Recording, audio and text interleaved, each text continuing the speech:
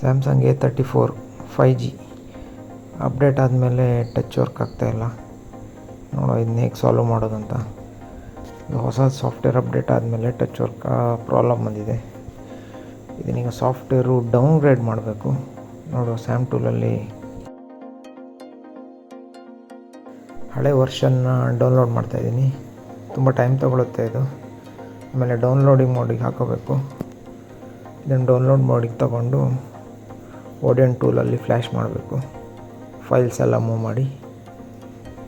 ಇದು 7.88 GB ತನಕ ಇದೆ ಫೈಲ್ ಬಂದುಬಿಟ್ಟು. ನೋಡು ಎಷ್ಟೊತ್ತಾಗುತ್ತೆ ಅಂತ. ಇದು ಒಂದು 15 to 20 ಮಿನಿಟ್ಸ್ ತನಕ ಟೈಮ್ ತಗೊಳುತ್ತೆ.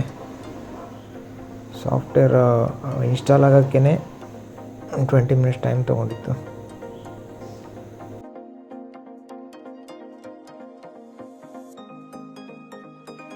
ಫ್ಲ್ಯಾಶಿಂಗ್ ಸ್ಟಾರ್ಟ್ ಆಗಿದೆ, ಫ್ಲ್ಯಾಶ್ ಆಗ್ತಾಯಿದೆ ಇವಾಗ. ಓಡಿಯನ್ ಟೂಲು ಫ್ರೀಯಾಗಿ ಸಿಗುತ್ತೆ.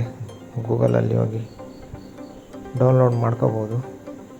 ಆದರೆ ಫೈಲು ಇನ್ಸ್ಟಾಲ್ ಮಾಡೋದೇ ಕಷ್ಟ. ಸೇಮ್ ಫೈಲ್ ಆಗಬೇಕು. ಸ್ಯಾಮ್ಸಂಗ್ A346E ಅಂತ ಬರುತ್ತೆ ವರ್ಷನ್ನು. ಇದು ಸಾಫ್ಟ್ವೇರ್ ಅಪ್ಡೇಟ್ ಆದಮೇಲೆ ಪ್ರಾಬ್ಲಮ್ ಬಂದಿರೋದು ಕಸ್ಟಮರಿಗೆ. ಹೊಸ ಸಾಫ್ಟ್ವೇರ್ ಅಪ್ಡೇಟ್ ಆದಮೇಲೆ ಅದೇ ಸಾಫ್ಟ್ವೇರಲ್ಲಿ ಬೇರೆ ಯಾವುದೇ ಡಿಸ್ಪ್ಲೇ ಹಾಕಿದರೂ ವರ್ಕ್ ಆಗೋಲ್ಲ. ಒರಿಜಿನಲ್ ಹಾಕಿದರೂ ವರ್ಕ್ ಆಗೋಲ್ಲ. ಇನ್ನು ನಾರ್ಮಲ್ಲಾಗಿ ಡೌನ್ಗ್ರೇಡ್ ಮಾಡೋದೊಂದೇ ಆಪ್ಷನ್ ಇರೋದು. ಡೌನ್ಗ್ರೇಡ್ ಮಾಡಿ ಆದಮೇಲೆ ವರ್ಕ್ ಆಗುತ್ತಾ ಅಂತ ಚೆಕ್ ಮಾಡಬೇಕು. ನೋಡೋ ಇದು ಫಾಸ್ಟ್ ಫಾರ್ವರ್ಡಿಂಗ್ ಮಾಡಿದ್ದೀನಿ ವಿಡಿಯೋ. ಆಗ್ತಾಯಿದೆ. ಫೈಲ್ ತುಂಬ ಫೈಲ್ಸ್ ಇದೆ. ಇದು ಫ್ಲ್ಯಾಶ್ ಆಗೋಕ್ಕೆ 8 GB ಫ್ಲ್ಯಾಶಿಂಗ್ ಫೈಲ್ ಇರೋದು. ಫೈಲನ್ನು ಎಕ್ಸ್ಟ್ರಾಕ್ಟ್ ಮಾಡ್ಕೊಂಡು ಆದಮೇಲೆ ಫೈಲ್ ಫ್ಲ್ಯಾಶಿಗೆ ಹಾಕಬೇಕು. ಆಲ್ಮೋಸ್ಟ್ 15 ಮಿನಿಟ್ಸ್ ಮೇಲಾಗಿದೆ ಇವಾಗ. ಸ್ವಲ್ಪ ಕಂಪ್ಯೂಟರ್ ಸ್ಲೋ ಇದೆ. ಇಂಟರ್ನೆಟ್ ಸ್ಪೀಡ್ ಇರಬೇಕು ಇದಕ್ಕೆ. ಇವಾಗ ಸಕ್ಸಸ್ಫುಲ್ ಆಗಿದೆ. ಫ್ಲ್ಯಾಶ್ ಕಂಪ್ಲೀಟಾಗಿ 7 ಮಿನಿಟ್ಸ್ ತೊಗೊಂಡಿದೆ ಇವಾಗ. ಆನ್ ಆಗ್ತಾಯಿದೆ, ರಿಬೂಟ್ ಆಗ್ತಾಯಿದೆ ಫೋನ್ ಆಟೋಮೆಟಿಕಲಿ. ರಿಬೂಟ್ ಆದಮೇಲೆ ಕಸ್ಟಮರಿಗೆ ಡೇಟಾ ಯಾವುದು ಸಿಗಲ್ಲ ಇದರಲ್ಲಿ. ಫುಲ್ ಫ್ಲ್ಯಾಶ್ ಆಗಿದೆಯಲ್ಲ,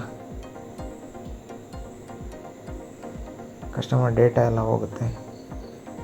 ಕಸ್ಟಮರಿಗೆ ಇದು ಇನ್ಫಾರ್ಮ್ ಮಾಡಿಬಿಟ್ಟೆ ಮಾಡಿರೋದು. ಬೇರೆ ಆಪ್ಷನ್ ಇಲ್ಲ ಕಸ್ಟಮರ್ಗೆ. ಡೈರೆಕ್ಟಾಗಿ ಫ್ಯಾಕ್ಟ್ರಿ ರೀಸೆಟ್ಗೆ ಬಂದಿದೆ. ಒಂದು ಸಲ ಫ್ಯಾಕ್ಟ್ರಿ ರೀಸೆಟ್ ಮಾಡೋಣ.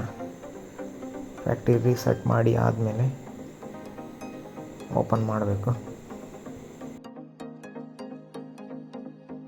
ಇವಾಗ ಕಂಪ್ಲೀಟಾಗಿ ಆನ್ ಆಗ್ತಾಯಿದೆ ಮೊಬೈಲು. ಈಗ ಸೆಟಪ್ ಮಾಡಬೇಕು. ನೋಡಿ ಇವಾಗ ಟಚ್ ವರ್ಕ್ ಆಗ್ತಾಯಿದೆ ಕಂಪ್ಲೀಟಾಗಿ.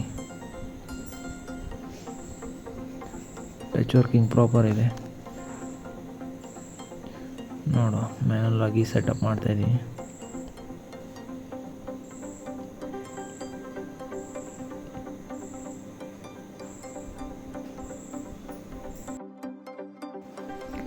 ಸ್ಯಾಮ್ಸಂಗಲ್ಲಿ ಇದು ಕಾಮನ್ ಇಶ್ಯೂ. ಯಾಕಂದರೆ ಒರಿಜಿನಲ್ ಡಿಸ್ಪ್ಲೇ ಇದ್ದಿಲ್ಲ ಕಸ್ಟಮರ್ ಹತ್ರ. ಡೂಪ್ಲಿಕೇಟ್ ಹಾಕಿದ್ರು. ಡೂಪ್ಲಿಕೇಟ್ ಹಾಕಿ ಆದಮೇಲೆ ಅಪ್ಲೋಡ್ ಹೊಸ ಸಾಫ್ಟ್ವೇರು ಅಪ್ಡೇಟ್ ಮಾಡಿದ್ದಾರೆ. ಇದಕ್ಕೆ ಈ ಪ್ರಾಬ್ಲಮ್ ಬಂದಿರೋದು ಕಸ್ಟಮರ್ಗೆ. ಅದೇ ಒರಿಜಿನಲ್ ಡಿಸ್ಪ್ಲೇ ಇದ್ದಿದ್ದು ಮಾಡಿದರೆ ಏನು ಪ್ರಾಬ್ಲಮ್ ಆಗ್ತಾಯಿದ್ದಿಲ್ಲ ಆಯಿತಾ. ನಾರ್ಮಲ್ ಡಿಸ್ಪ್ಲೇಯಲ್ಲೇ, ಕಾಪಿ ಡಿಸ್ಪ್ಲೇಯಲ್ಲೇ ಇವರು ಹೊಸ ಸಾಫ್ಟ್ವೇರ್ ಅಪ್ಡೇಟ್ ಮಾಡಿದ್ದಾರೆ. ಅದರಿಂದ ಈ ಪ್ರಾಬ್ಲಮ್ ಬಂದಿದೆ ಕಸ್ಟಮರ್ಗೆ. ಈಗ ಕಂಪ್ಲೀಟಾಗಿ ಟಚ್ ವರ್ಕ್ ಆಗ್ತಾಯಿದೆ. ಇದು ಒರಿಜಿನಲ್ ಡಿಸ್ಪ್ಲೇ ಅಲ್ಲ, ಕಾಪಿ ಡಿಸ್ಪ್ಲೇ ಇರೋದು ಇದರಲ್ಲಿ.